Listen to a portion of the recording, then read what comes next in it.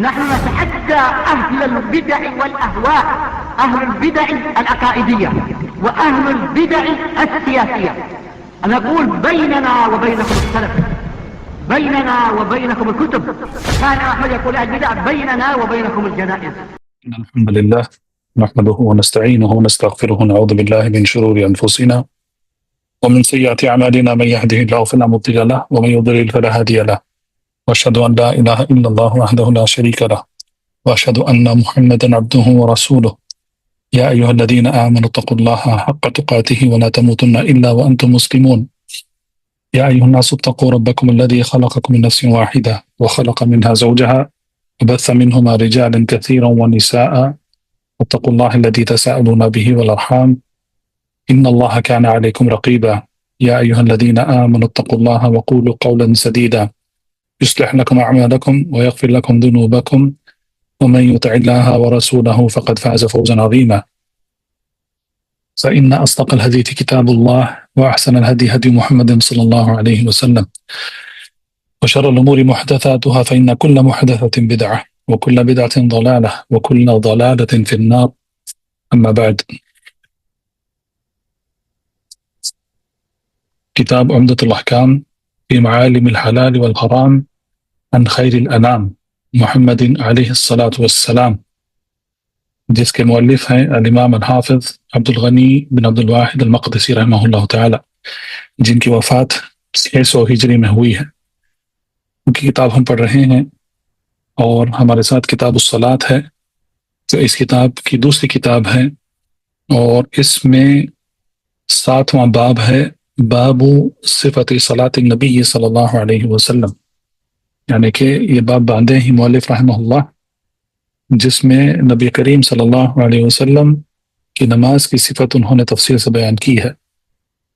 تو پچھلے درس میں ہم نے رفع الیدین کے متعلق حدیث پڑھی، اور سبحان اللہ سارا درس تقریباً صرف ایک ہی حدیث پر تھا، اور اس میں سمجھتا ہوں کہ اللہ کے فضل و کرم سے جو اہم مسائل ہیں رفع الیدین کے، اس کو ہم نے پڑھا۔ اس کا سلسلہ جاری ہے، تو اس کے ساتھ آج کا درس شروع کرتے ہیں۔ بسم اللہ۔ بسم اللہ والحمد للہ والصلاة والسلام على رسول اللہ وعلى آلہ وأصحابہ اجمعین، اما بعد، فيقول المصنف ابو محمد عبد الغنی المقدسی رحمہ اللہ تعالی في كتابه عمدة الأحكام من كلام خير الأنام صلى الله عليه وسلم. عن عبد الله بن عباس رضي الله عنهما قال: قال رسول الله صلى الله عليه وسلم: أمرت أن أسجد على 7 أعظم، على الجبهة، وأشار بيده إلى أنفه، واليدين والركبتين، وأطراف القدمين. نعم، حدیث باندھے ہیں، یہاں پر حدیث لائے ہیں مؤلف رحمہ اللہ اس باب میں کہ عن عبداللہ بن عباس رضی اللہ عنہما، عبداللہ بن عباس رضی اللہ عنہما جو رسول اللہ صلی اللہ علیہ وسلم کے چچیرے بھائی تھے، ان سے یہ حدیث مروی ہے، کہتے ہیں کہ قال رسول اللہ صلی اللہ علیہ وسلم، اللہ کے رسول صلی اللہ علیہ وسلم نے کہا: امرت ان اسجد، مجھے یہ حکم دیا گیا ہے۔ امرت کا مطلب ہے مجھے حکم دیا جانا، مجھے یہ حکم دیا گیا ہے ان اسجد، کہ میں سجدہ کروں، علی 7 اعظم، 7 ہڈیوں پر مجھے سجدہ کرنے کا حکم دیا گیا ہے۔ علی الجبہہ، واشار بیدہ الی انفہ، جبہہ کہتے ہیں پیشانی کو، تو پیشانی کی طرف آپ صلی اللہ علیہ وسلم نے اشارہ کیا، اور اسی اشارے میں پیشانی اور ناک دونوں کو ملایا۔ والیدین، 2 ہاتھ، والرکبتین، اور 2 گھٹنے، واطراف القدمین، اور قدموں کے اطراف، یعنی کہ اس سے مراد قدم کے انگلیاں اور اس کے پچھلے والا حصہ جو سجدے میں ٹیکا جاتا ہے۔ تو یہ حدیث میں ان 7 ہڈیوں کا ذکر کیا گیا ہے، اور اہل العلم نے اس حدیث کی شرح میں سب سے پہلے یہ لکھا ہے کہ امرتو کا مطلب ہے مجھے حکم دیا جانا. تو جہاں پر بھی حکم دیا جاتا ہے، اسی لیے اصول الفقہ میں ایک حکم، اس حکم کا ذکر اس طریقے سے کیا جاتا ہے کہ الامر للوجوب، امر یعنی کہ حکم کرو. یہ حکم جب دیا جاتا ہے قرآن اور حدیث میں تو اس کا مطلب ہے کہ یہ واجب کے لیے ہے. تو یہاں پر صلی اللہ علیہ وسلم نے کہا کہ امرتو، مجھے حکم دیا گیا ہے.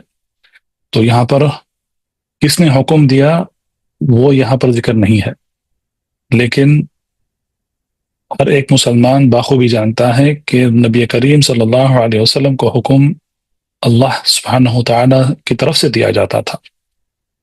تو یہ حکم اللہ کے رسول صلی اللہ علیہ وسلم کے لیے تھا اور ان کے بعد ان کی امت کے لیے ہے. تو ہر ایک مسلمان اس میں شامل ہو جاتا ہے اس حکم میں. تو جب یہاں پر حکم دیا گیا ہے کہ سجدہ 7 ہڈیوں پر کرنا ہے، تو یہ سب سے پہلے تو یہ واجب ہے، اور اہل العلم نے یہ ذکر کیا ہے کہ یہ نماز کے ارکان میں سے ہے. تو یہ نماز کا رکن ہے کہ سجدہ 7 ہڈیوں پر کیا جائے، اور اس میں غفلت کرنا نماز کو خطرے میں ڈالنا ہے. خاص کر کے اطراف القدمین یعنی کہ قدموں کو جب زمین پر ٹیکتے ہیں تو اس میں لوگ غفلت کرتے ہیں، مکمل طریقے سے اپنے پیر کو زمین پر نہیں رکھتے ہیں. بعض لوگ صرف اپنی انگلیاں زمین کو لگاتے ہیں، اور انگلیوں کے پیچھے والی جو ہڈیاں ہیں ان ہڈیوں کو زمین پر ٹیکنا بھول جاتے ہیں. اور بعض لوگ آپ دیکھیں ایک پیر ہوا میں ہوتا ہے اور دوسرا پیر زمین پر ہوتا ہے، اور اس سے خطرناک بات ہے کہ دونوں پیر ہوا میں معلق لٹکے ہوئے ہوں. یہ قدموں کے تعلق سے ہے. دوسرا ناک کے تعلق سے ہے. لوگ اپنے پیشانی تو رکھ دیتے ہیں زمین پر سجدے میں، لیکن ناک لگانا بھول جاتے ہیں. تو جب یہ اعضاء ان کا عمل مکمل طریقے سے نہیں ہوگا تو پھر ایک رکن مکمل نہیں ہوگا. تو نماز میں رکن کا مکمل نہ ہونا یہ نماز کے باطل ہونے کی نشانی ہے. تو نماز باطل ہو جاتی ہے کیونکہ ایک رکن پورا نہیں ہوا ہے. تو ہم جانتے ہیں کہ شریعت میں جس حکم کو رکن کہا جاتا ہے، اگر وہ رکن مکمل نہیں ہوا تو وہ پورا عمل یا جو بھی ہے عقیدہ یہ مکمل نہیں ہوتا ہے. مثال کے طور پہ ہم کہتے ہیں کہ اسلام کے 5 ارکان ہیں: شہادت، نماز، زکوٰۃ، روزہ اور حج.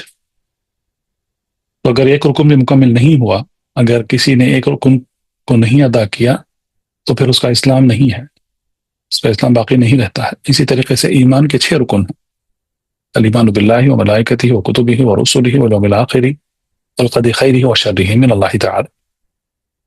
تو یہ ایمان کے 6 رکن ہیں. اگر کوئی شخص 5 ارکان پر ایمان لاتا ہے اور ایک رکن کو چھوڑ دیتا ہے تو پھر اس کا ایمان مکمل نہیں ہے.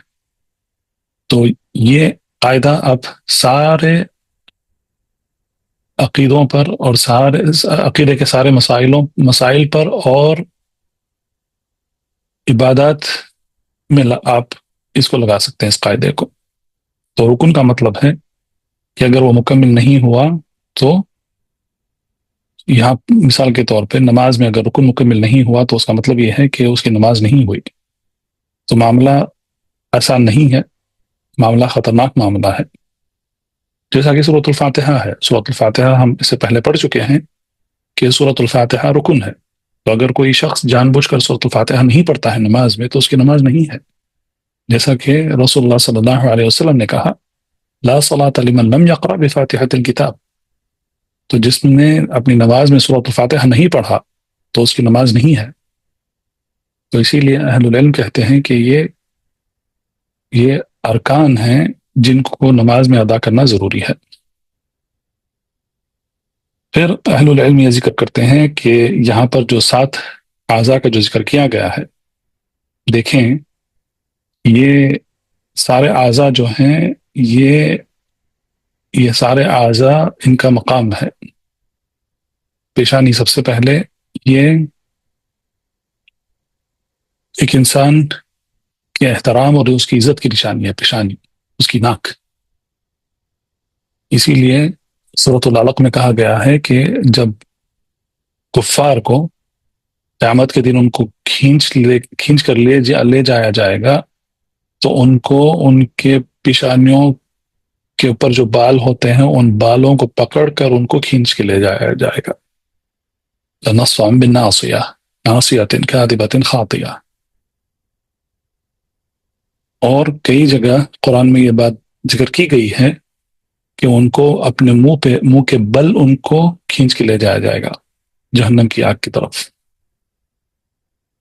تو پیشانی اور ناک اس میں انسان کے احترام اور اس کے مرتبے کی علامت ہے اس میں۔ اسی لیے جب ہم اپنے والدین کو، علماء کا احترام کرتے ہیں تو ان کے سر کو چومتے ہیں۔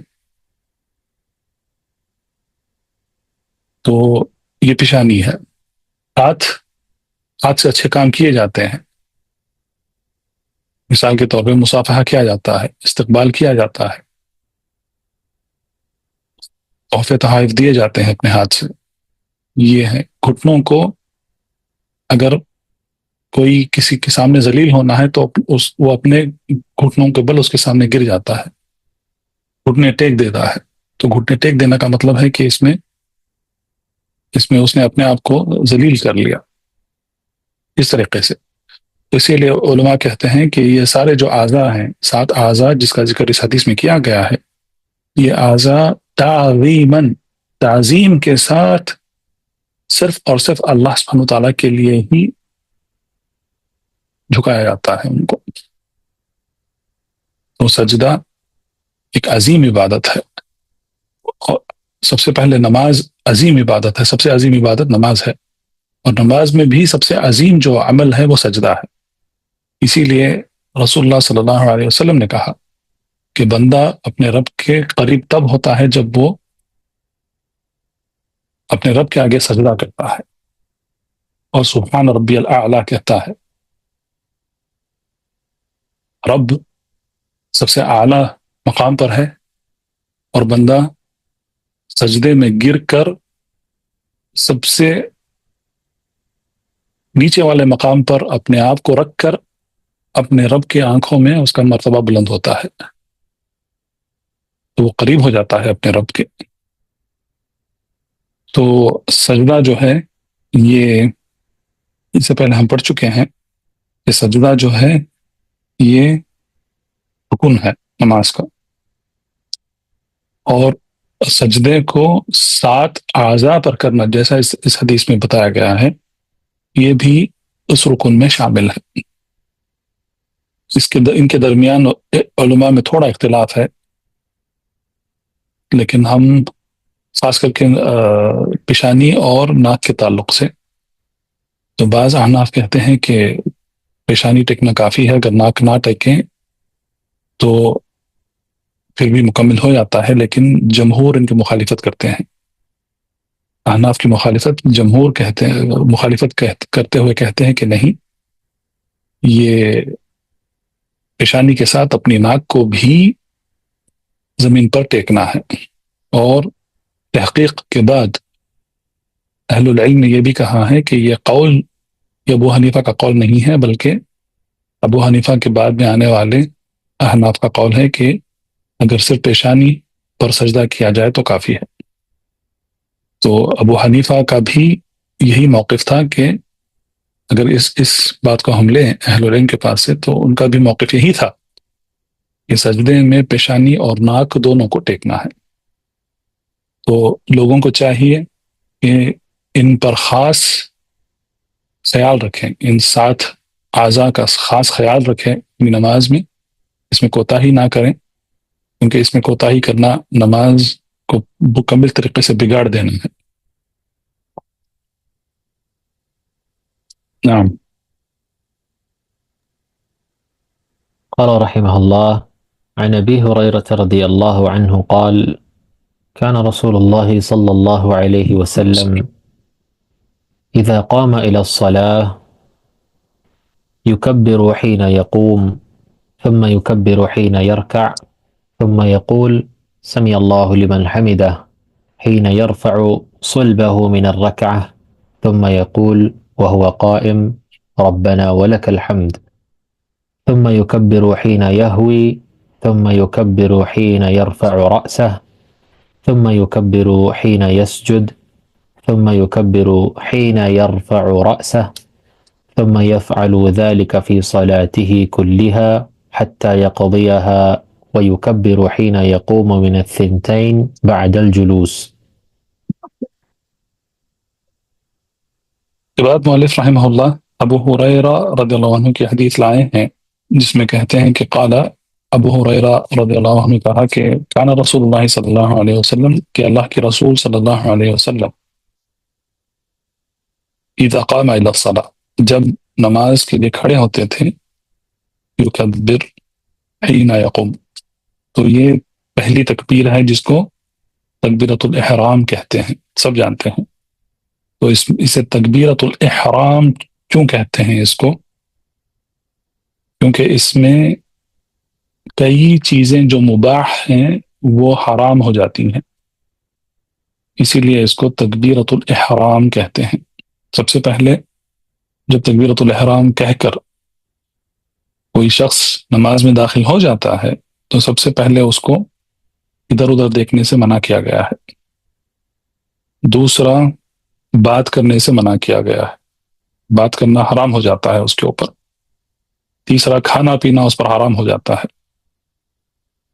زیادہ حرکت کرنا اس پر حرام ہو جاتا ہے، بے ضروری حرکت کرنا یہ حرام ہو جاتا ہے اس کے اوپر. تو یہ سب جو مباح ہیں نماز کے پہلے اور نماز کے بعد، یعنی کہ نماز کے باہر، یہ سب چیزیں مباح ہیں، لیکن نماز کی حالت میں ان کو حرام قرار دیا گیا ہے. تو اسی لیے اس کو تکبیرۃ الاحرام کہتے ہیں. احرام حرام سے ہے.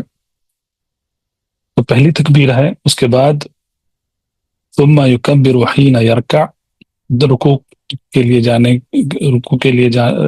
کے لیے جب آپ صلی اللہ علیہ وسلم جاتے تھے تو تکبیر کہتے، اور اس کے بعد جب رکوع سے اٹھتے تو کہتے سمع اللہ لمن حمدہ حین یرفع صلبہ. جب اپنی پیٹھ آپ صلی اللہ علیہ وسلم رکوع سے اٹھاتے تھے، سیدھے ہوتے تھے، تو سمع اللہ لمن حمدہ کہتے تھے. اور کھڑے ہو کر یہ کہتے تھے وقائم ربنا ولک الحمد ثم یکبر حین یہوی. اور اس کے بعد جب آپ صلی اللہ علیہ وسلم سجدہ کرتے تھے تو تکبیر کہتے ثم یکبر حین یرفع رأسہ. اور جب سجدے سے اٹھ کر بیٹھتے تھے، جلسہ جس کو کہتے ہیں دو سجدوں کے بیچ میں، تو تب تکبیر کہتے. پھر جب سجدہ کرتے تو پھر دوسرا سجدہ جب کرتے تو پھر تکبیر کہتے. پھر اس کے بعد جب سجدے سے اٹھ کر کھڑے ہوتے تو پھر تو پھر تکبیر کہتے.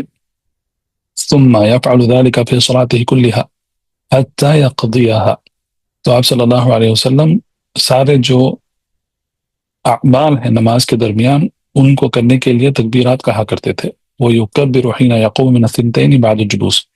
اور جب آپ صلی اللہ علیہ وسلم اگر 4 رکعت کی نماز پڑھ رہے ہیں تو پہلے تشہد میں بیٹھے ہیں، تو تشہد سے جب اٹھ کھڑے ہوتے ہیں تیسری رکعت کے لیے تو تب بھی تکبیر کہا کرتے تھے.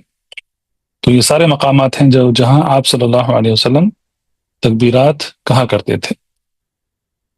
تو سوا تکبیرۃ الاحرام کے جو سارے تکبیرات یہاں پر ذکر کیے گئے ہیں ان کو کہتے ہیں تکبیرات الانتقالات. انتقال عربی میں کہتے ہیں انتقال کا مطلب ہے یہاں سے وہاں جانا. تو اسی لیے اردو میں یہ بات آئی ہے کہ جب کسی کی وفات ہو جاتی ہے تو کہتے ہیں کہ وہ انتقال کر گئے ہیں، یعنی کہ وہ دنیاوی زندگی سے وہ برزخ کی زندگی میں چلے گئے ہیں، یہاں سے وہاں چلے گئے ہیں، تو اسی لیے اس کو انتقال کہتے ہیں. لیکن عربی زبان میں ایک جگہ سے دوسری جگہ کو جانا، ایک مقام سے دوسری مقام پر جانا، اس کو انتقال کہتے ہیں. اب مثلا اب کوئی گھر بدلتا ہے تو کہتے ہیں کہ انتقل الی بیت جدید، تو وہ نئے گھر کے لیے انتقال کر گئے ہیں، یعنی کہ وہ نئے گھر میں چلے گئے ہیں، تو اس کا مطلب ہے انتقال. تو اس کا جمع ہے انتقالات.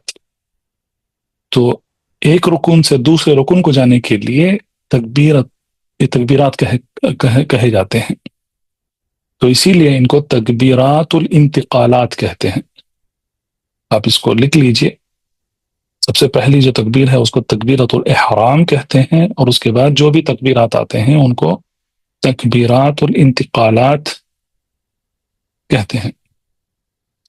نماز عبادت ہے اور سب سے عظیم عبادت ہے، تو یہ سارے تکبیرات یہ اللہ سبحانہ و تعالیٰ کی کبریائی اور عظمت کو ثابت کرنے کے لیے یہ تکبیرات کہی جاتی ہیں. اور آپ دیکھیں گے تو کتنے تکبیرات ہیں ایک رکعت میں. تکبیرۃ الاحرام چھوڑ دیجیے آپ. پچھلے درس میں اگر آپ کو یاد ہے تو یہ بتایا گیا تھا کہ ایک رکعت میں کتنے تکبیرات ہوتے ہیں.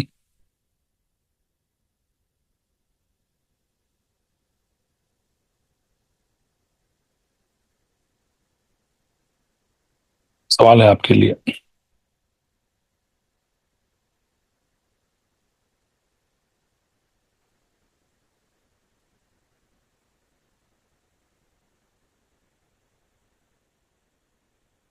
ٹھیک ہے، تو یہاں پر گن لیں آپ. سب سے پہلا مقام جہاں پر تکبیر کہی جاتی ہے وہ ہے رکوع میں جانے کے لیے. تو آپ اپنی کتابوں میں یہاں پر ایک لگا سکتے ہیں آپ، اگر آپ کے پاس کتاب ہے. حین یرکع، جب نماز میں رکوع کے لیے جاتے تھے تو ایک تکبیر کہتے تھے. اس کے بعد رکوع سے اٹھ کھڑنے کے لیے تکبیر نہیں ہے بلکہ سمع اللہ لمن حمیدہ، ربنا ولک الحمد. اور اس کے بعد دوسری تکبیر کہتے تھے آپ صلی اللہ علیہ وسلم جب رکوع سے سجدہ کیا کرتے تھے. اس کے بعد پہلے سجدے سے جلسے تک ایک تکبیر، 3 ہوئے. پھر دوسرے سجدے کے جانے کے لیے ایک تکبیر، اور سجدے سے سر اٹھانے کے لیے ایک تکبیر، 5. تو یہاں پر یہی بتایا گیا ہے، یہاں تک 5 ہوئے. ثم يفعل ذلك في صلاته كلها. تو تقریباً ایک رکعت میں 5 تکبیرات ہوتے ہیں. اور اگر 2 رکعت کی نماز پڑھ رہے ہیں تو پھر 5 اور 5 10، ایک رکعت میں 5 تکبیرات، 2 رکعت میں 10 تکبیرات، تکبیرات الاحرام کو ملا کر 11. تو یہ 11 تکبیرات 2 رکعت کی نماز میں کہی جاتی ہیں. تو یہ میں نے پچھلے درس میں بتایا تھا.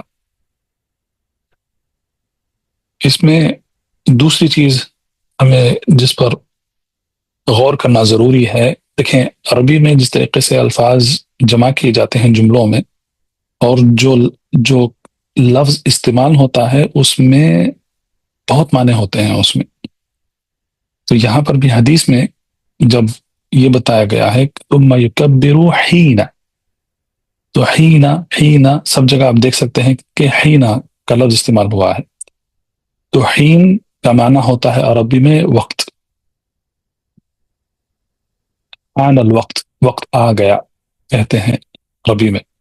تو حین کا مطلب ہے ایک وقت، ایک چھوٹا وقت بھی ہو سکتا ہے. جیسا کہ سورۃ الانسان کی آیت ہے کہ هل اتى على الانسان حين من الدهر لم يكن شيئا مذكورا. کیا انسان پر ایسا وقت نہیں گزرا ہے؟ حین، هل اتى على الانسان حين من الدهر، کیا انسان پر ایسا وقت گزرا نہیں ہے دہر کا مطلب ہے ایک لمبا وقفہ، ایک لمبا زمانہ. اس لمبے وقت میں سے ایک ایسا وقت نہیں گزرا ہے انسان پر کہ وہ ذکر کرنے کے لائق بھی چیز نہیں تھا انسان. لم یکن شیئا مذکورا، حقیر تھا انسان، حقیر. اس کو حقارت کی نظر سے دیکھا جاتا تھا، کچھ بھی نہیں تھا انسان. تو ایسا وقت گزرا ہے انسان پر.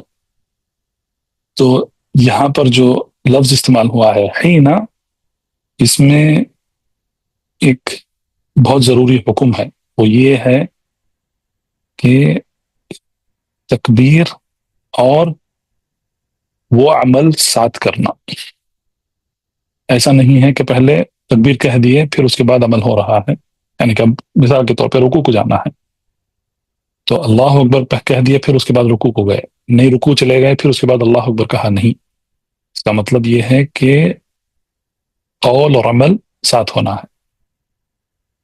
تو امام کہے گا، اگر امام پڑھ رہا ہے تو امام جب قیام سے رکوع کے لیے جائے گا تو اس کے درمیان وہ اللہ اکبر کہے گا، اور جو مأمومون ہیں یعنی کہ جو امام کے پیچھے نماز پڑھ رہے ہیں، جن کو مصلی کہا جاتا ہے اور اردو میں، ان کو انتظار کرنا ہے کہ امام پہلے عمل کر لے پھر اس کے بعد رکوع کرے. اس طریقے سے تو یہاں پر ہم دیکھ سکتے ہیں کہ ہر جگہ جہاں پر تکبیر الانتقال یعنی کہ ایک رکن سے دوسرے رکن کو جانا جب تکبیر کہا جاتا ہے تو تب تکبیر کے ساتھ وہ عمل کرنا ضروری ہے. اس میں قول اور عمل میں اختلاف نہیں ہونا چاہیے. یہ دوسرا فائدہ ہے اس حدیث کا. اگر انسان اکیلے میں پڑھ رہا ہے تو پھر اس کے لیے آسان ہے. تو وہ جب رکوع کو جائے گا تو پھر اللہ اکبر کہتے ہوئے رکوع کو جائے گا، اور پھر جب پھر رکوع سے سجدے میں جائے گا تو پھر جب وہ سجدے میں جائے گا تب وہ اللہ اکبر کہے گا. تو اس طریقے سے قول اور عمل دونوں ساتھ ہونا چاہیے. یہ فائدہ ہے حینا کا. دوسرا کہ سمع اللہ لمن حمدہ، اس کے بعد جو جملہ کہا جاتا ہے ربنا ولک الحمد. بعض حدیث میں یہ آیا ہے کہ ربنا لک الحمد بغیر واو کے، لیکن ابن القیم رحمہ اللہ انہوں نے اپنی کتاب میرے خیال سے الصلاۃ ایک کتاب ہے جو ابن القیم رحمہ اللہ نے لکھی ہے، اس میں انہوں نے اس کا فائدہ بیان کیا ہے واو کا. وہ کہتے ہیں کہ اس واو میں عظیم فائدہ ہے. کہتے ہیں ابن القیم رحمہ اللہ یہ دو جملے ہو گئے. اگر ربنا ولک الحمد کہیں گے تو یہ دو جملے ہو جاتے ہیں، اور اگر ہم کہیں گے ربنا لک الحمد تو پھر وہ ایک ہی جملہ ہو جاتا ہے. تو اس کا مطلب کیا ہے؟ ربنا لک الحمد کا مطلب ہے کہ اے ہمارے رب. تو ربنا ہے یہاں پر، اس کے پہلے جو حرف ہے اس کو حرف النداء کہتے ہیں عربی میں. مثال کے طور پہ یا، ای اردو میں آیا ہے عربی سے، اے فلان یا فلان، تو ہم اردو میں استعمال کرتے ہیں اے فلان، اے اللہ کے بندو. تو یہ ائی جو ہے یہ عربی سے ہی آیا ہے. عربی میں 5 حروف ہیں جن کو حروف النداء کہتے ہیں. ندا کا مطلب ہے پکارنا. تو عموماً یا ہی استعمال ہوتا ہے، یا اللہ، اس طریقے سے. تو یہاں پر کہتے ہیں کہ حرف النداء محذوف ہے، اس کا ذکر نہیں ہوا ہے یہاں پر، اسی لیے ربنا ہے. تو اگر ہم کہیں گے اے ہمارے رب آپ کے لیے حمد ہے تو یہ ایک جملہ ہو گیا، ربنا لک الحمد. لیکن اگر ہم کہیں گے ربنا ولک الحمد تو پھر یہ دو جملے ہو جاتے ہیں. تو اگر ہم ایک جملہ کہیں گے تو ایک جملے کا ثواب کتنا ہے سمجھیں. سب سے کم جو اجر ہے اسلام میں، ہماری شریعت میں، وہ ہے ایک نیکی کے 10 نیکیاں. تو ہمیں 10 نیکیاں مل جاتی ہیں اگر ہم کہیں گے کہ ربنا لک الحمد. لیکن ابن القیم رحمہ اللہ، اب دیکھیں یہ علماء کے، یہ ان کے یہ ان کا سمجھنے کا طریقہ ہے. سبحان اللہ. وہ کہتے ہیں کہ اگر ہم کہیں گے ربنا ولک الحمد تو یہ دو جملے ہو گئے، اور دو جملوں میں کہتے ہیں کہ ربنا جو ہے اس کے پہلے ایک اور لفظ ہے جو ذکر نہیں کیا گیا ہے، لیکن عربی میں یہ خاصیت ہے عربی کی کہ لفظ جہاں پر ضرورت نہیں ہے ان لفظ کو ذکر نہیں کرتے ہیں. تو یہاں پر حمد ہے تو اس کے پہلے اگر ہم قرآن اور حدیث کو اچھے طریقے سے ہم سمجھتے ہیں، جانتے ہیں، تو ہم دیکھتے ہیں کہ حمد کے ساتھ کیا آتا ہے. عموماً کون سی تسبیح آتی ہے حمد کے ساتھ؟ کوئی بھی کہہ سکتا ہے سبحان اللہ. تسبیح یعنی کہ سبحان اللہ. اسی لیے حدیث میں آیا ہے کہ سبحان اللہ و بحمدہ سبحان اللہ العظیم، سبحان اللہ والحمد للہ. تو الحمد للہ کے ساتھ سبحان اللہ آتا ہے. تو سبحان اللہ کا مطلب ہے کہ اللہ سبحانہ و تعالی ہر ایک عیب اور نقص سے بری ہیں، ہر ایک شرک سے بری ہیں اللہ سبحانہ و تعالی. تو سبحانہ کا مطلب ہے کہ اللہ سبحانہ و تعالی کو، اس کو کہتے ہیں عربی میں تنزیہ. تنزیہ کرنے کا مطلب ہے کہ اللہ سبحانہ و تعالی کی ذات مبارک کو ہر ایک قسم کے نقص اور عیب سے، ہر ایک قسم کی شرک سے بری کر دینا. تو اس کو کہتے ہیں سبحانہ. اور اس کے ساتھ تو یہ نفی ہے، اور آپ جانتے ہیں شریعت میں خاص کر کے جہاں پر اللہ سبحانہ وتعالیٰ کے اسماء و صفات کی بات آتی ہے تو پھر وہاں پر نفی اور اثبات آتا ہے. تو نفی ہے اور اثبات ہے. تو سبحانہ نفی ہے، اللہ کی شان میں ہر وہ بات جو اللہ سبحانہ وتعالیٰ کی شان میں گستاخی ہے اس کی نفی کرنا ہے. تو یہ سبحان اللہ ہے. اور الحمدللہ یہ اثبات ہے. تو حمد کا مطلب ہے کہ ہر ایک قسم کی ہر ایک قسم کا شکر، ہر ایک قسم محبت کے ساتھ، تعظیم کے ساتھ اللہ کا حمد کرنا. تو یہ اثبات ہے. تو ہم حمد کب کہتے ہیں اللہ سبحانہ وتعالیٰ کا؟ سب سے پہلے اللہ کے اسماء و صفات کے متعلق ہے کہ اللہ سبحانہ وتعالیٰ کے الاسماء الحسنی ہیں، سب سے خوبصورت اور سب سے بہترین نام جو ہیں اللہ کے لیے ہیں. تو اس پر ہم اللہ کی حمد بیان کرتے ہیں. اور صفات جو ہیں وہ اللہ سبحانہ وتعالیٰ کے سب سے اعلیٰ صفات ہیں جس میں کوئی نقص اور عیب نہیں ہے. تو اس پر ہم اللہ تعالیٰ کی حمد بیان کرتے ہیں. اللہ سے ہم محبت کرتے ہیں تو اسی لیے حمد بیان کرتے ہیں. ان اسماء و صفات سے اس کا تعلق ہے. شکر ہے، جو بھی ہمیں اللہ سبحانہ وتعالیٰ نے ہمیں دیا ہے اس کو شکر ادا کرتے ہوئے ہم حمد کہتے ہیں، الحمدللہ. تو یہ حمد جو ہے یہ اثبات ہے. تو اسی لیے سبحان اللہ والحمدللہ یہ ہمیشہ ساتھ ساتھ آتے ہیں. سبحان اللہ و بحمدہ سبحان اللہ العظیم، سبحان اللہ و بحمدہ. تو اسی لیے ابن القیم رحمہ اللہ کہتے ہیں کہ یہاں پر اسبح فعل ہو سکتا ہے، اس کو کہتے ہیں تضمن. عربی میں اس کو کہتے ہیں تضمن. تو تضمن سے ہم یہاں پر اندازہ لگا سکتے ہیں کہ یہاں پر کیا ہے. ربنا منصوب ہے تو اس کے پہلے کوئی فعل ہونا چاہیے.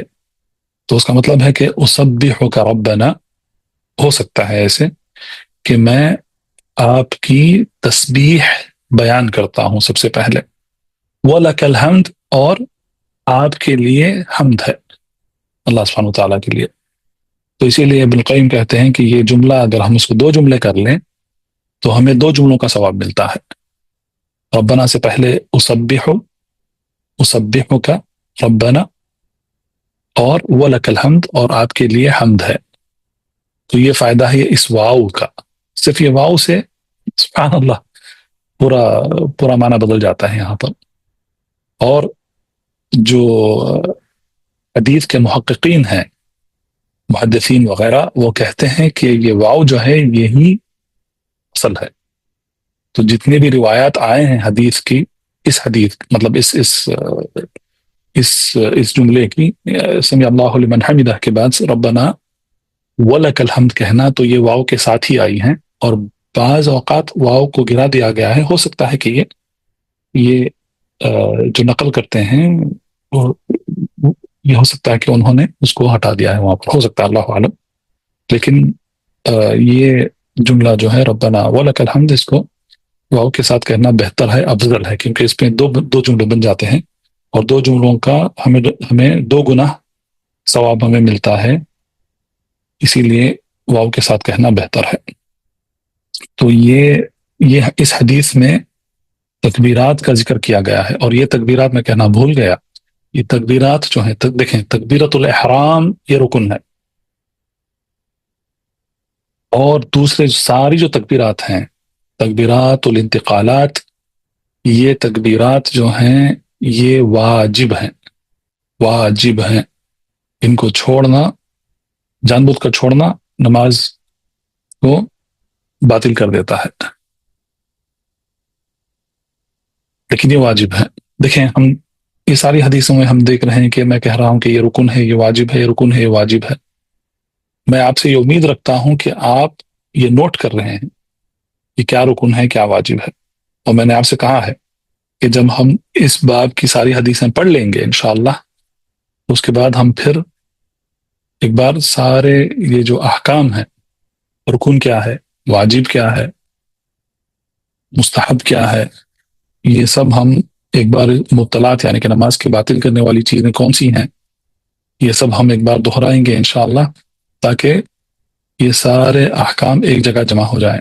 لیکن میری آپ سے گزارش ہے، اور میں یہ امید رکھتا ہوں کہ آپ نوٹ کر رہے ہیں کہ یہ رکن ہے، یہ واجب ہے. ہو سکتا ہے کہ الگ الگ جگہ یہ احکام پھیلے ہوئے ہوں، لیکن اخیر میں ہم اس کو پورے ایک جگہ ہم اس کو جمع کر لیں گے باذن اللہ تعالی. تو تکبیرات الانتقالات یہ واجبہ ہیں. نعم. بعد قال رحمه الله عن مطرف بن عبد الله قال صليت خلف علي بن أبي طالب أنا وعمران بن حسين فكان إذا سجد كبر وإذا رفع رأسه كبر وإذا نهد من الركعتين كبر فلما قضى الصلاة أخذ بيدي عمران بن حسين فقال قد ذكرني هذا صلاة محمد صلى الله عليه وسلم أو قال صلى بنا صلاة محمد صلى الله عليه وسلم. نعم. تو مطرف ابن عبداللہ صحابی ہیں رضی اللہ عنہ، کہتے ہیں قال صلیت خلف علی ابن ابی طالب، میں علی بن ابی طالب رضی اللہ عنہ سے کے پیچھے میں نماز پڑھا، انا و عمران ابن حسین، عمران بن حسین رضی اللہ عنہ یہ بھی صحابی ہیں. تو کہتے ہیں کہ ہم دونوں نے علی رضی اللہ عنہ کے پیچھے نماز پڑھا. فکان اذا سجد کبر، تو جب وہ سجدہ کرتے تھے تو تکبیر کہتے تھے. وَإِذَا رَفَعَ رَأْسَهُ كَبَّرَ، اور جب سجدے سے اپنا سر اٹھاتے تھے تو وہ تکبیر کہا کرتے تھے. وَإِذَا نَحَضَ مِنَ الرَّكْعَتَيْنِ كَبَّرَ، اور جب وہ پہلے تشہد سے دوسری نحض من الرکعتین، تو جب وہ سجدے سے دوسری رکعت کو یا تیسری رکعت کو یا چوتھی رکعت کو جب اٹھ کھڑے ہوتے تھے تو تکبیر کہا کرتے تھے. فلما قضى الصلاة واخذ بيدي عمران بن حسین، تو جب انہوں نے نماز ختم کر لیا علی رضی اللہ عنہ کے ساتھ، تو عمران بن حسین نے مطرف بن عبداللہ رضی اللہ عنہما ان کا ہاتھ پکڑ کر کہا، فقال قد ذکرنی هذا صلاة محمد صلی اللہ علیہ وسلم، انہوں نے کہا کہ ذکرنی هذا کا مطلب ہے مجھے انہوں نے یاد دلا دیا، یعنی کہ علی رضی اللہ عنہ نے ان کو یاد دلا دیا نبی کریم صلی اللہ علیہ وسلم کی نماز کا طریقہ، صلاة محمد صلی اللہ علیہ وسلم. قال صلی بنا صلاة محمد، یا انہوں نے کہا کہ علی رضی اللہ عنہ نے ہمیں نبی کریم صلی اللہ علیہ وسلم جس طریقے سے نماز پڑھتے تھے اسی طریقے سے انہوں نے ہمیں نماز پڑھایا. تو یہ حدیث کے الفاظ ہیں. تو اس میں صرف تھوڑے تکبیرات کا ہی ذکر کیا گیا ہے، لیکن اس میں اہل العلم نے 2 باتیں ذکر کی ہیں. سب سے پہلے یہ بات ذکر کیا ہے کہ صحابہ تکبیرات کو زور سے کہا کرتے تھے. جب امامت کر رہے ہیں تو ظاہر ہے اس کو زور کی آواز سے اس کو ادا کیا کرتے تھے تکبیرات کو،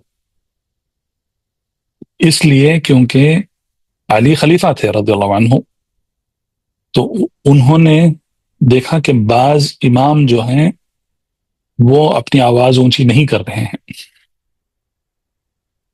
تو ایک تو یہ سنت کے خلاف ہے، کیونکہ رسول اللہ صلی اللہ علیہ وسلم جب امامات کرتے تو جیسا اس کے پہلی والی حدیث میں آیا ہے کہ وہ جہری آواز سے وہ تکبیرات کہا کرتے تھے آپ صلی اللہ علیہ وسلم، تو یہ پہلی بات ہے، یہ سنت کے خلاف ہو جاتا ہے کہ امام تکبیرات جب وہ نماز پڑھا رہا ہے لوگوں کو تو وہ تکبیر زور سے نہ بولے۔ دوسرا اس میں لوگوں کو بھی پریشانی ہوتی ہے، وہ نہیں جان سکتے ہیں کہ اب امام کیا کر رہا ہے، امام کی اتباع کرنا مشکل ہو جاتا ہے، خاص کر کے جو پیچھے کھڑے ہوئے لوگ ہیں جن کو امام نہیں نظر آ رہا ہے، تو پھر یہ ان کے لیے دشواری کا معاملہ بن سکتا ہے۔ تو اسی لیے علی رضی اللہ عنہ نے جہری طور سے تکبیرات کہہ کر یہ بتایا کہ جب امامت کیا جاتا ہے تو تکبیرات کو زور سے ادا کرنا ضروری ہے، کیونکہ یہ سنت ہے اور یہ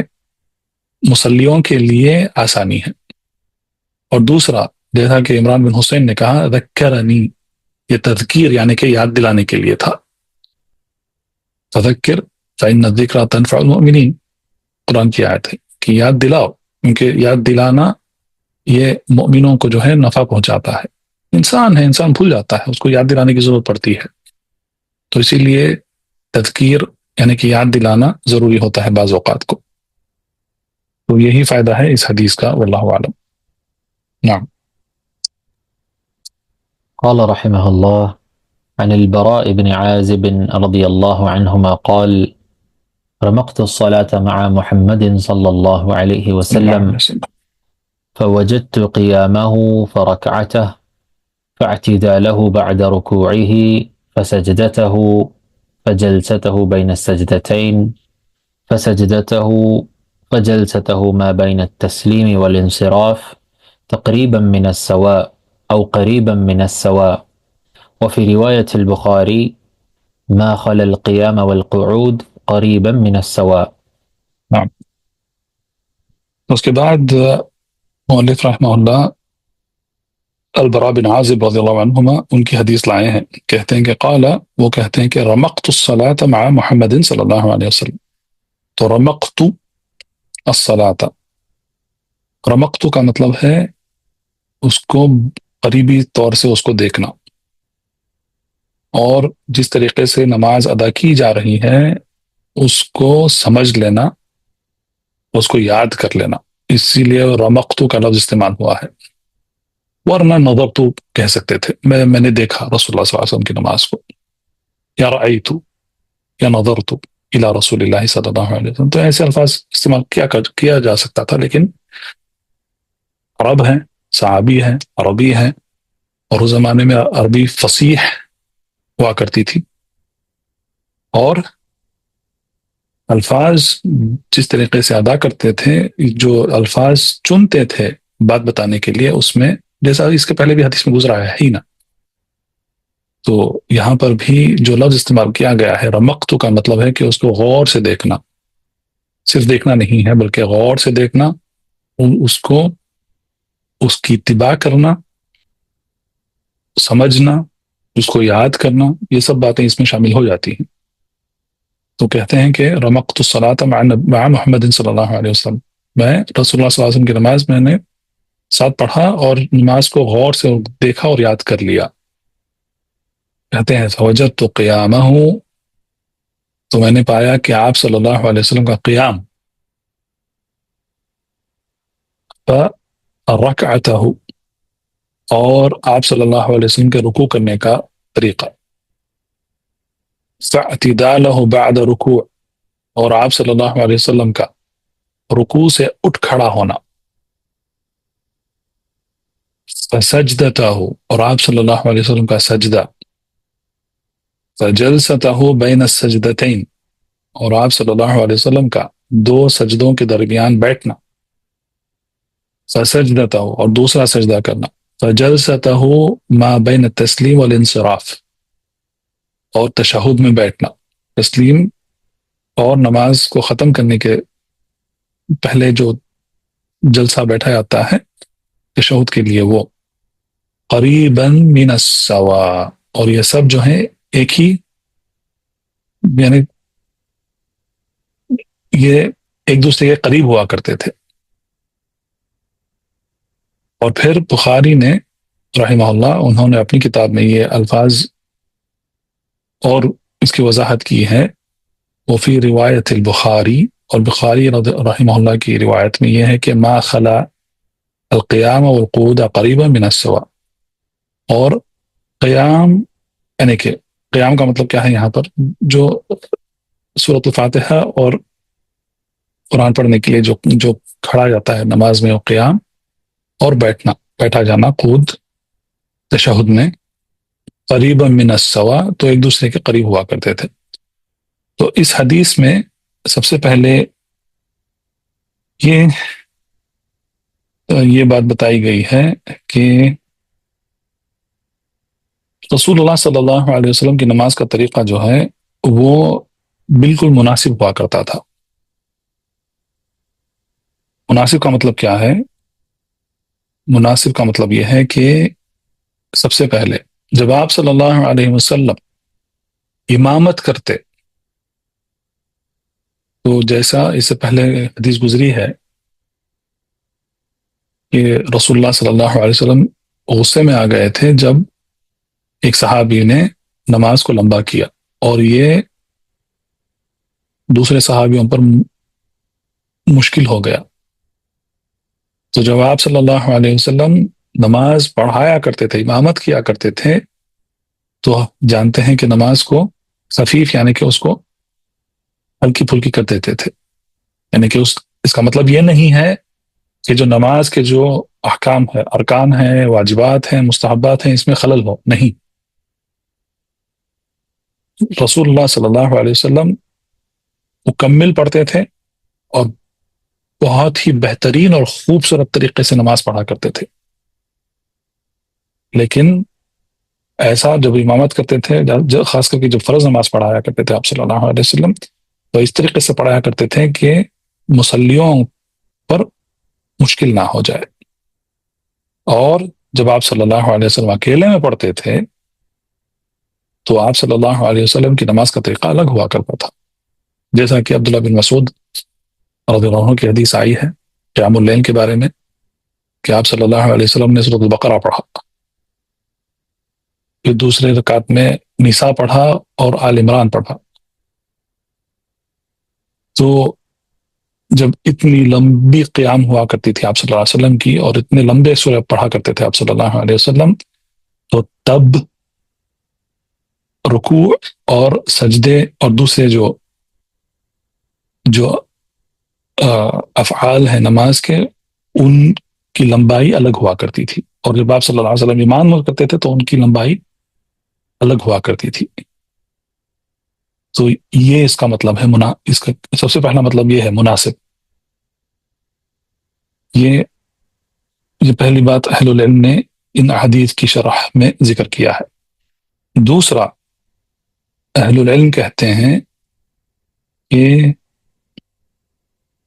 جب رسول اللہ صلی اللہ علیہ وسلم، اب یہ پیاسا سمجھ لے آپ، پہلے جب آپ صلی اللہ علیہ وسلم امامت کرتے تو نماز کی لمبائی اور ارکان قیام وغیرہ ان کی لمبائی الگ ہوا کرتی تھی، اور جب اکیلے میں پڑھتے تو ان کی لمبائی الگ ہوا کرتی تھی، جیسا کہ عبداللہ بن مسعود رضی اللہ عنہ کی حدیث میں آیا ہے کہ جب آپ صلی اللہ علیہ وسلم نے سورۃ البقرہ پڑھا اور رکوع کیا تو بہت لمبا رکوع کیا، بہت ہی زیادہ لمبا رکوع کیا۔ جب کھڑے ہوئے تو بہت زیادہ وقت آپ رکوع سے اٹھنے کے بعد قیام کیا، سجدہ کیا، بہت لمبا سجدہ کیا۔ تو ہمیں یہ سمجھنا ہے کہ اس کا مطلب یہ نہیں ہے، حدیث کا مطلب یہ نہیں ہے کہ قیام، رکوع سے اٹھنا، یہ ہر ایک عمل جو ہے اس کی مدت ایک ہی طرح ہو، نہیں، پھر اس میں مشکل ہو جائے گی لوگوں پر۔ اگر آپ صلی اللہ علیہ وسلم نے مثال کے طور پہ قرات میں اس سورۃ فاتحہ کے بعد کوئی لمبا سورہ پڑھا، تو اس کا مطلب یہ نہیں ہے کہ رکوع میں بھی اتنا ہی لمبا جائیں گے جب امامت کر رہے ہیں تب. جب آپ صلی اللہ علیہ وسلم اکیلے پڑھ رہے ہیں تو پھر اس کا حساب الگ ہے. تو اس کا مطلب یہ ہے کہ جو ارکان ہیں نماز کے، جو ارکان ہیں، قیام ہے، رکوع ہے، سجدہ ہے، تشہد ہے، تو اس میں آپ صلی اللہ علیہ وسلم مناسب طریقے سے اس کو ادا کیا کرتے تھے. اور جیسا کہ بخاری کی حدیث میں آیا ہے کہ قیام اور قعود، اس کا مطلب کیا ہے؟ قیام کیا ہے؟ کھڑے ہونا. اور یہاں پر کیا ہے؟ قیام کا مطلب رکوع سے اٹھ کر قیام کرتے نا، وہ نہیں ہے، بلکہ جب سورۃ الفاتحہ اور کوئی سورہ یا آیات پڑھتے ہیں وہ قیام ہے. اور قعود بیٹھنا تشہد کے لیے، تو یہ ان کی لمبائی ایک جیسی ہوا کرتی تھی، لیکن یہ رکوع اور سجود سے لمبے ہوا کرتے تھے. اور اس کا مطلب یہ ہے کہ رکوع اور سجود یہ تھوڑا کم ہوا کرتے تھے. تو یہ ان احکام کو ہمیں ان سارے احادیث کی روشنی میں ہمیں دیکھنا ہے. اگر صرف البراء بن عازب رضی اللہ عنہما ان کی حدیث کو لے لیں گے ہمیں، تو پھر ہم یہ سمجھیں گے کہ سارے جو اعمال ہیں ان کی لمبائی، ان کا مدت ایک ہی ہو سکتا ہے. نہیں، ایسا نہیں ہے. تو یہ اس حدیث کے روشنی میں بھی ہمیں اس حکم کو سمجھنا ہے. اور اس کے بعد یہ بھی اہل العلم نے یہ بھی ذکر کیا ہے کہ خاص کر کے جو الفاظ یہاں پر ہیں، اعتدالہ بعد رکوع، جب آپ صلی اللہ علیہ وسلم رکوع سے اٹھ کے کھڑا ہوا کرتے تھے اور دو سجدوں کے بیچ میں جب بیٹھتے تھے، جلسہ کرتے تھے، تو اس میں اور رکوع میں ان کی لمبائی جو ہے تقریباً اتنی ہی ہوا کرتی تھی. اب جتنا رکوع ہے تو رکوع سے اٹھ کے کھڑنے کے بعد اتنا ہی وقت آپ صلی اللہ علیہ وسلم کھڑا کیا کرتے تھے، پھر سجدہ کرتے تھے. اور جتنا لمبا سجدہ آپ صلی اللہ علیہ وسلم کرتے تھے تو اتنا ہی وقفہ جو ہے دو سجدوں کے درمیان اتنا ہی بیٹھا کرتے تھے. تو یہ اس سے مراد ہے. تو اگر ہم شروع سے لے کر آخر تک دیکھیں گے نماز کو، آپ صلی اللہ علیہ وسلم کی اگر 2 رکعت نماز پڑھ رہے ہیں آپ صلی اللہ علیہ وسلم، تو جو قیام ہے جس میں سورۃ الفاتحہ اور سورہ یا آیات پڑھتے ہیں تو وہ لمبا ہوتا ہے، رکوع اس سے کم ہوتا ہے. اور رکوع سے اٹھ کے کھڑا ہونا رکوع کے برابر ہوتا ہے، پھر سجدہ کرنا اس کے برابر ہوتا ہے، سجدے کے درمیان بیٹھنا اس سجدے کے برابر ہوتا ہے. لیکن جب تشہد میں بیٹھتے ہیں تو تشہد لمبا ہوتا ہے جتنا تقریباً وہ، اب جب آپ صلی اللہ علیہ وسلم کا قیام تھا وہ تقریباً اتنا لمبا وقفہ جلسے کے لیے بھی آپ صلی اللہ علیہ وسلم دیا کرتے تھے. تو اس طریقے سے ہمیں اس حدیث کو سمجھنا ہے، واللہ اعلم. اور ایک اور جو سنت ہے جو لوگ بھول جاتے ہیں اکثر، دیکھیے فائدہ ہے کہ جب ہم سنت حدیث پڑھتے ہیں تو ہمیں سنتوں کا علم ہوتا ہے، اور جب ہمیں سنتوں کا علم ہوتا ہے تو جب ہم اس پر عمل کرتے ہیں تو اس پر یہ سنتیں زندہ ہوتی ہیں. تو سنتوں کو زندہ کرنے کا ثواب بہت ہے. اسی لیے ہمیں ضروری ہے کہ ہم حدیث پڑھیں، جو بھی سنتیں جو لوگ بھول گئے ہیں ان کو زندہ کریں. ہمارے لیے بھی ثواب ہے، اگر کوئی ہمارے پاس سے سیکھ کر اس کو عمل کرے گا تو پھر انشاءاللہ ہمیں اس کا ثواب بھی ہمیں حاصل ہوگا. میں یہ کہہ رہا تھا کہ ایک اور حدیث میں یہ آیا ہے کہ رسول اللہ صلی اللہ علیہ وسلم کی نماز کا جو طریقہ تھا، اگر آپ صلی اللہ علیہ وسلم 2 رکعت کی نماز پڑھ رہے ہیں تو پہلی رکعت جو ہے یعنی کہ تکبیرۃ الاحرام سے لے کر جب آپ صلی اللہ علیہ وسلم سجدے سے اٹھ کھڑے ہوتے تھے قیام تک کی پہلی رکعت لمبی ہوتی تھی، اور اس کے بعد والی رکعت دوسری رکعت جو ہے وہ تھوڑی چھوٹی ہوا کرتی تھی. پہلی رکعت کے بنسبت دوسری رکعت چھوٹی ہوا کرتی تھی. اور جب آپ صلی اللہ علیہ وسلم 3 رکعت کی نماز پڑھ رہے ہیں، مثلا وتر پڑھ رہے ہیں یا مغرب پڑھ رہے ہیں، تو پہلی رکعت لمبی ہے، دوسری رکعت اس سے تھوڑی چھوٹی ہے، اور تیسری رکعت اس سے تھوڑی چھوٹی ہے. تو اسی لیے مثال کے طور پہ مغرب پڑھ رہے ہیں، 3 رکعت کی نماز ہے، پہلی رکعت میں افتتاحی دعا پڑھی جاتی ہے، پھر اس کے بعد سورۃ الفاتحہ ہے، اس کے بعد قل یا الکافرون ہے، مثلا قل یا الکافرون پڑھیں گے. تو یہ اس رکعت کی لمبائی ہے. دوسری رکعت میں سورۃ الفاتحہ پڑھیں گے اور سورۃ الاخلاص پڑھیں گے، تو تھوڑی رکعت کم ہو گئی. تیسری رکعت میں سورۃ الفاتحہ ہے تو اور تھوڑی کم ہو گئی. اور جب آپ صلی اللہ علیہ وسلم 4 رکعت کی نماز پڑھا کرتے تھے تو ایسا ہی ہے، پہلی رکعت لمبی، دوسری رکعت اس سے چھوٹی، تیسری رکعت اس سے چھوٹی، اور چوتھی رکعت اس سے چھوٹی۔ سبحان اللہ، میں نے بہت کم اماموں کو اس پر عمل کرتے ہوئے دیکھا ہے، سبحان اللہ۔ تو جب پہلی رکعت لمبی ہے، دوسری اس سے چھوٹی ہے، تیسری اس سے چھوٹی ہے، چوتھی اس سے چھوٹی ہے، تو اس کا مطلب یہ ہے کہ اس کے ان 4 رکعت میں رکوع اور سجدہ بھی جو ہے وہ تقریباً اس کے مناسب ہے۔ تو پہلی رکعت میں رکوع اور سجدہ تھوڑا لمبا ہوتا ہے، دوسرے میں تھوڑا کم، تیسرے میں تھوڑا کم، اور چوتھے میں اور کم۔ تو اس طریقے سے نماز کو پڑھنا یہ سنت ہے، سبحان اللہ۔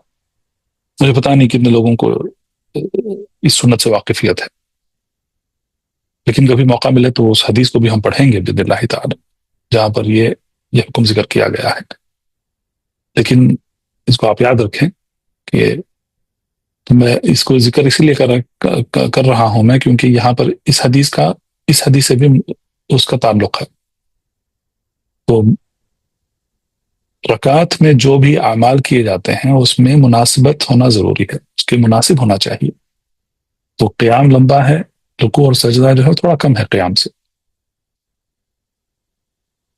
اور رکوع سے اٹھ کے کھڑے ہونا اور سجدے کے دو سجدوں کے درمیان بیٹھنا وہ تقریباً رکوع اور سجدے کے برابر وہ ہونا چاہیے، واللہ اعلم۔ نعم۔ قال رحمه الله عن ثابت البناني عن أنس بن مالك رضي الله عنه قال إني لا آل أن أصلي بكم كما رأيت رسول الله صلى الله عليه وسلم يصلي بنا. قال ثابت فكان أنس يصنع شيئا لا أراكم تصنعونه، كان إذا رفع رأسه من الركوع انتصب قائما حتى يقول القائل قد نسي، وإذا رفع رأسه من السجدة مكث حتى يقول القائل قد نسي. تو اس کے بعد مؤلف رحمہ اللہ یہ حدیث لائے ہیں جس کے الفاظ یہ ہیں کہ عن ثابت البنانی، ان سے روایت ہے کہ انس بن مالک رضی اللہ عنہ کے بارے میں کہتے ہیں قال، یعنی کہ انس بن مالک رضی اللہ عنہ نے کہا کہ انی لا آلو ان اصلی بکم۔ تو انی لا آلو کا مطلب ہے کہ میں اس میں کوئی قصر چھوڑنا نہیں چاہتا ہوں، تقصیر نہ ہونا چاہیے۔ ان اصلی بکم، کہ میں تمہارے لیے نماز پڑھوں، کما رأیت رسول اللہ صلی اللہ علیہ وسلم یصلی بنا، جس طریقے سے آپ صلی اللہ علیہ وسلم ہمیں نماز پڑھایا کرتے تھے۔ تو یہاں پر اس سے یہ بات معلوم ہوتی ہے کہ صحابہ، اس کو کہتے ہیں عربی میں تطبیق عملی، عمل کر کے دکھانا کہ کس طریقے سے عمل کیا جاتا ہے۔ تو صحابہ، یہ مشہور ہے، صحابہ ہم کئی احادیث میں ہم دیکھتے ہیں، اسی کتاب میں گزرا عثمان بن عفان رضی اللہ عنہ، انہوں نے وضو یعنی کہ وضو کا پانی منگایا اور انہوں نے وضو کر کے دکھایا کہ کس طریقے سے آپ صلی اللہ علیہ وسلم وضو کیا کرتے تھے۔ علی نے بھی ایسے ہی کیا رضی اللہ عنہ۔ تو یہ صحابہ کی عادت تھی، وہ تابعین کو سکھایا کرتے تھے کہ عمل کس طریقے سے کیا جاتا ہے۔ تو یہاں پر بھی انس بن مالک رضی اللہ عنہ نے وہی کہا کہ میں تمہیں نماز سکھانے کے طریقے میں کوئی قصر چھوڑنا نہیں چاہتا ہوں میں، تو اسی لیے میں تمہارے لیے نماز پڑھ کے دکھاؤں گا جس طریقے سے میں نے دیکھا ہے کہ رسول اللہ صلی اللہ علیہ وسلم نے نماز پڑھی ہے، اور جس طریقے سے انہوں نے ہمیں سکھایا ہے۔ صلی اللہ علیہ وسلم نے جس طریقے سے سکھایا ہے صحابہ کو، اسی طریقے سے وہ بھی سکھایا کرتے تھے تابعین کو، اور تابعین نے تابعین کو سکھایا ہے۔ تو اس کو کہتے ہیں تطبیق عملی۔ اس کے بعد ثابت کہتے ہیں کہ فکان انس رضی اللہ عنہ ایسا کیا کرتے تھے، لا اراکم تصنعونہ، میں دیکھتا ہوں کہ تم وہ نہیں کرتے ہو۔ تو صحابی ہیں انس بن مالک رضی اللہ عنہ، اور وہ ایک عمل کر رہے ہیں نماز میں جو دوسرے نہیں کر رہے ہیں، یقیناً ان کے پاس علم ہے، اسی لیے وہ تو کہہ رہے ہیں انس بن مالک کان اذا رفع راسه من الرکوع، جب وہ اپنا سر رکوع سے اٹھایا کرتے تھے، انتصب قائما، تو وہ سیدھے کھڑے ہو جایا کرتے تھے، بالکل سیدھے۔ حتی یقول القائل، جب تک کہ بولنے والا یہ بولتا قد نسیا، کہ انس بھول گئے ہیں سجدہ کرنے. تو اتنا لمبا وہ کھڑا کرتے تھے رکوع کے بعد. وَإِذَا رَفَعَ رَأْسَهُ مِنَ السَّجْدَةِ مَكَثَ، اور جب وہ سجدے سے یعنی کہ پہلے اور دوسرے سجدے کے درمیان جب بیٹھتے تھے، یعنی کہ پہلے سجدے سے اپنا سر اٹھاتے تھے تو ویسے ہی رہتے حتی یقول القائل قد نسی، جب تک کہ بولنے والا یہ بول دیتا کہ انہوں نے یعنی کہ انس بن مالک رضی اللہ عنہ دوسرا سجدہ کرنا بھول گئے ہیں. تو اس میں سب سے پہلی یہ بات ہے کہ انس بن مالک رضی اللہ عنہ وہ صرف وہ امامت نہیں کر رہے ہیں، وہ انفرادی طور پر اپنی نماز پڑھ رہے ہیں. یہ پہلی بات ہے. دوسری بات یہ ہے کہ رکوع کے بعد وہ لمبا قیام کر رہے ہیں، اور دو سجدوں کے بیچ میں بھی جلسہ جو ہے وہ تھوڑا لمبا کر رہے ہیں، یہاں تک کہ دیکھنے والا یہ اس کو ایسا لگے گا کہ یہ بھول گئے ہیں اس کے بعد کیا کرنا ہے. سبحان اللہ. تو اس میں سب سے پہلے جب انفرادی طور پر نماز پڑھتے ہیں تو اس میں ان ارکان کو لمبا کرنا جائز ہے. اور دوسرا اس سے یہ بھی ثابت ہوتا ہے کہ رکوع سے اٹھ کے کھڑنے اور سجدے سے اٹھ کر بیٹھنے سے اس میں اطمینان ہونا چاہیے. ایسا نہیں ہے کہ اٹھ کھڑے ہوئے اور اب پوری ہڈیاں اپنی جگہ پر ابھی لوٹی ہی نہیں ہیں، فوراً سجدے میں چلے گئے، ایسا بھی نہیں. اطمینان والی جو حدیث ہے وہ آئے گی انشاءاللہ اس کے بعد. اطمینان، اعتدال، یہ کیا ہے، نماز میں کس طریقے سے اس کو ادا کرنا ہے، انشاءاللہ یہ حدیث آئے گی، اس میں تفصیل انشاءاللہ ہم بیان کریں گے باذن اللہ تعالی. لیکن یہاں پر انفرادی طور پر نماز پڑھ رہے ہیں اور انفرادی طور پر کوئی بھی عمل کو لمبا کرنا جائز ہے. اور دوسرا اس میں اطمینان اور اعتدال کرنا، یہ حدیث کی دلیل ہمیں اس حدیث میں ملتی ہے. دوسرا یہ ہے کہ کیوں انس بن مالک رضی اللہ عنہ رکوع سے اٹھ کھڑے ہو کر لمبا قیام کرتے تھے اور دو سجدوں کے درمیان جلسہ لمبا کیوں کیا کرتے تھے؟ یقیناً ذکر کرنے کے لیے ہے، کیونکہ کئی احادیث آئی ہیں جس میں آپ صلی اللہ علیہ وسلم رکوع سے اٹھ کر جب قیام کرتے تو کون سی دعائیں پڑھتے تھے، یہ بھی آئی ہیں حدیث میں. مثال کے طور پہ اب ہم جانتے ہیں کہ صرف ربنا ولک الحمد وہ ایک ہے، ایک اور حدیث ہے حمدن کثیرا طیبا مبارکا فی، یہ حدیث بھی آئی ہے. لیکن ایک اور حدیث میں آئی ہے کہ جب آپ صلی اللہ علیہ وسلم، خاص کر کے جب آپ صلی اللہ علیہ وسلم اکیلے میں انفرادی طور پر نماز پڑھا کرتے تھے، قیام اللیل میں پڑھتے تھے، تو یہ رکوع سے اٹھ کر یہ دعا بھی پڑھا کرتے تھے. وہ دعا یہ ہے کہ ربنا ولک الحمد حمدا کثیرا طیبا مبارکا فی، سبحان اللہ، ملء السماوات ملء السماوات وملء الأرض وملء ما بينهما وملء ما شئت من شيء بعد. ہے سادو دعا، ملء السماوات وملء الأرض وملء ما بينهما وملء ما شئت من شيء بعد، أهل الثناء أهل الثناء والمجد أحق ما قال العبد وكلنا لك العبد اللهم لا مانع لما أعطيت ولا معطي لما منعت ولا ينفع ذا الجد منك الجد. تو یہ بھی ایک اور دعا رکوع سے اٹھ کر کھڑے ہونے کی دعاؤں میں یہ دعا بھی آئی ہے. تو ایسے کئی دعائیں ہیں جن کو ہو سکتا ہے کہ انس رضی اللہ عنہ پڑھا کرتے تھے، اور دو سجدوں کے درمیان بھی یہی ہے. وہ آئے گا میرے خیال سے جب ہم انشاءاللہ سارے احکام جمع کریں گے تو اس میں نماز کے جو رکن ہیں اس میں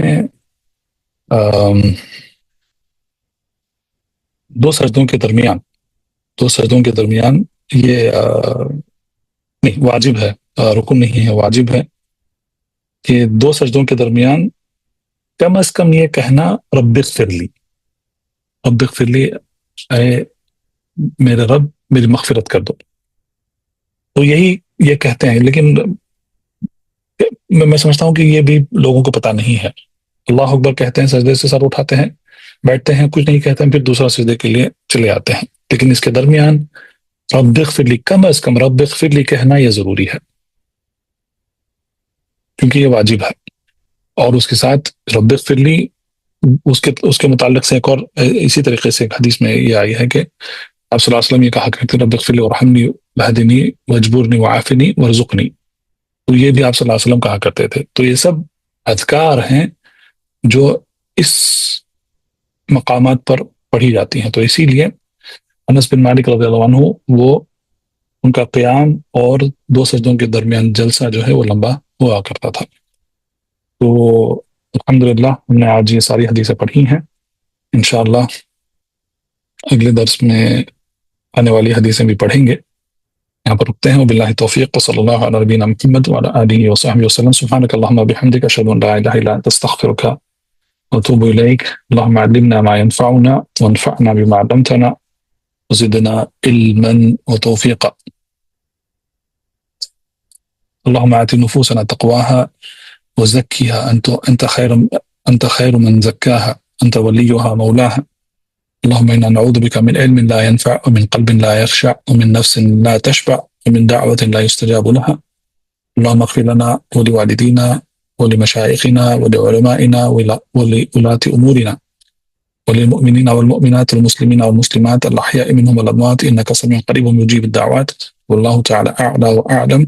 وصلى الله على نبينا محمد وعلى آله وصحبه وسلم وبارك الله فيكم أجمعين. السلام عليكم ورحمة الله وبركاته. فاعلم أنه لا إله إلا الله واستغفر لذنبك